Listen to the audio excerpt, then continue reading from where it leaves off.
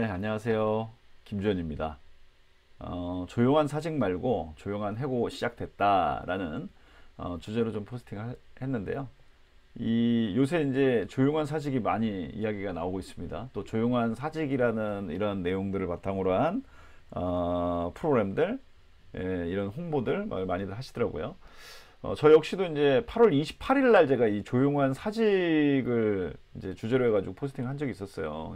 좀 꽤 일찍 한 편인데 이 포스팅 하고 나서 며칠 지나고 나니까 뭐 엄청 이 조용한 사직과 관련된 내용들이 뭐 뉴스 이런 데서 굉장히 많이 나오더라고요. 예. 약간 놀랬었는데 이 조용한 사직은 그 내용에 대해서는 아마 잘 알고 계실 것 같아요. 조직이나 이제 상사 이런 이들의 인정을 받기 위해서 자신을 희생시키는 것, 이걸 이제 그만하자, 그만하고 딱 정해진 그 일들만 하자, 이런 것들이었는데요. 이게 이제 가능했던 게 이 코로나 팬데믹 때문에 그간 이렇게 막 일자리도 없고 막 이러다가 이게 이제 어느 정도 좀 진정이 되니까 이제 수요가 팍 폭발하잖아요. 예를 들면 저만 해도 막 여행도 안 가던 거 가고, 물론 이제 참았던 거죠. 가고 싶었는데 참았던 거고, 의식장 같은데 좀 더 자유롭게 가고, 아들 데리고 또 함께 어디 놀러도 많이 가고, 이런 식으로 소비를 많이 하기 시작한 거죠. 그러니까 이제 당연히 수요가 폭발하니까 직원이 많이 필요할 수밖에 없는 그런 상황이었습니다. 그런데 문제는 이 직원들이 코로나 때문에 한동안 일을 하지 않고 뭐 다른 일을 한다는 식으로 전환도 하고 이러다 보니까 뽑으려니까 사람이 없는 거예요. 수요가 팍 폭발하니까. 그러니까 뭐 합니까? 기업들이 서로 직원 모시기 경쟁을 하는 거죠.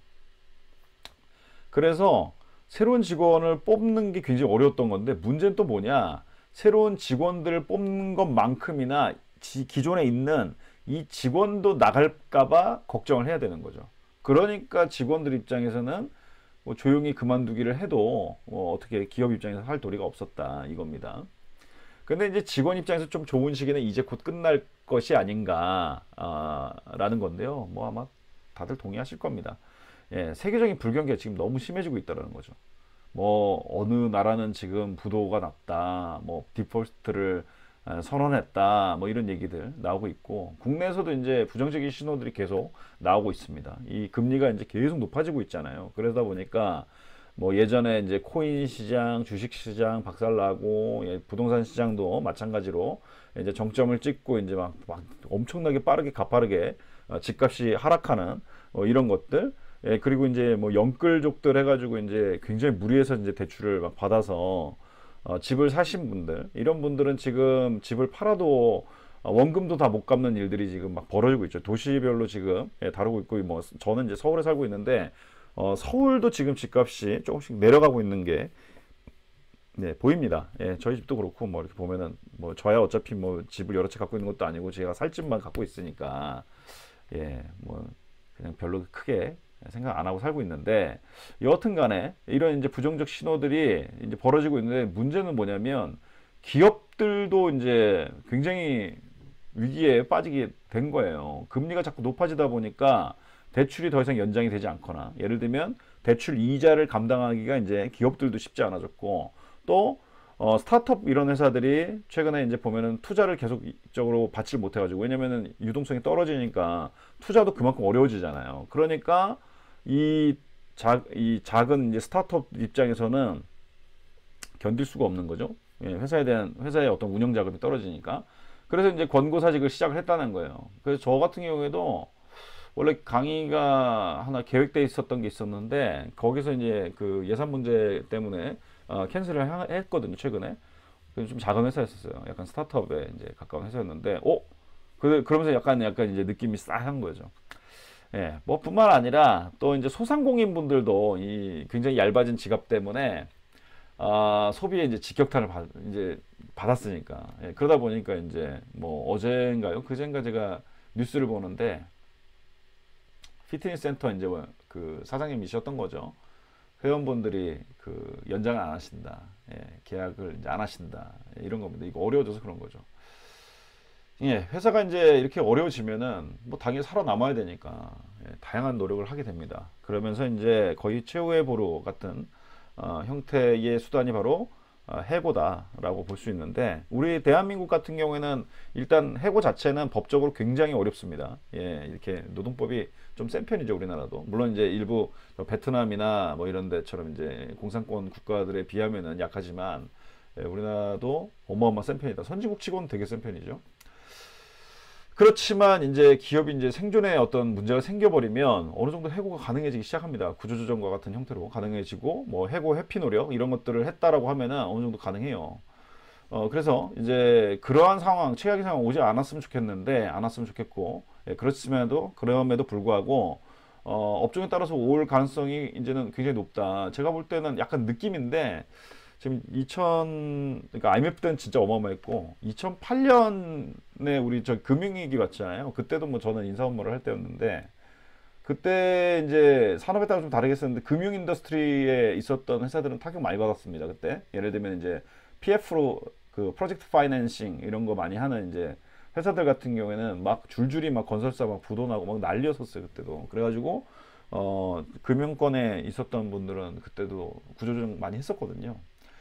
예. 그래서 이제 이번은 약간 그때보다 좀 느낌이 더 안 좋아요. 그냥 주관적 느낌인데.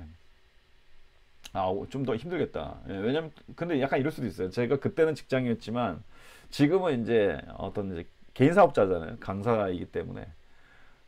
강사들은 경기가 나쁘면 바로 기업들이 교육 예산부터 자르고 취소하고 이런 경우가 많기 때문에 바로 생계 직격탄을 받거든요. 예, 그래서 이제 좀 더 예민하게 볼 수도 있어요.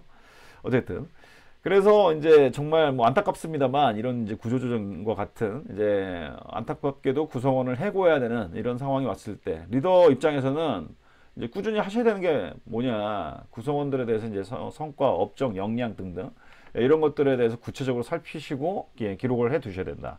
예, 뭐 제가 성과 관리 강의를 많이 워낙 하기도 하지만, 그때 많이 강조드리는 게 우리의 기억력이 그닥 좋지 않다. 예, 우리 한 하루 이틀 2, 3일만 지나도 기억 안 난단 말이에요.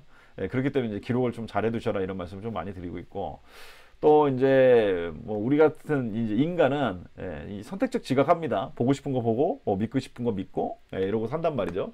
그래서 이제 생산성이나 업적이나 뭐 이런 역량이나 이런 것들에 대해서 직원과 이 관리자와 직원 간의 그 생각의 차이가 굉장히 크다라는 겁니다. 그래서 생산성이라는 측면에서 바라봤을 때, 예전에 이제 마이크로소프트 MS에서 조사한 결과를 발표한 바가 있죠. 그때 코로나 막 들어갈 때 이 직원들의 이 87%가 재택근무를 해도 생산성에 차이가 안 난다라는 결과를 발표한 바가 있어요. 그거 덕에 이제 막, 야, 재택근무 하자 막 이런 식으로 이제 여론이 많이 조성이 됐었는데, 그때 이제 관리자들도 그럼 똑같이 생각했느냐? 그렇지 않았었어요. 예, 이거는 또 어떻게 많이 묻혔었는데, 관리자의 80% 같은 경우에는 생산성 하락되지 않는다는 이 의견에 동의하지 않았었어요. 대부분이 그렇다는 얘기죠. 예, 이 대한민국 얘기가 아닙니다. 미국 얘기예요. 이 골드만삭스에서는요, 최근에 이제 코로나 팬데믹 기간 동안 이 성과 평가 있잖아요. 이거를 잠정적으로 좀 중단해 놨었거든요. 그랬는데 이걸 다시 시작했다고 합니다, 최근에.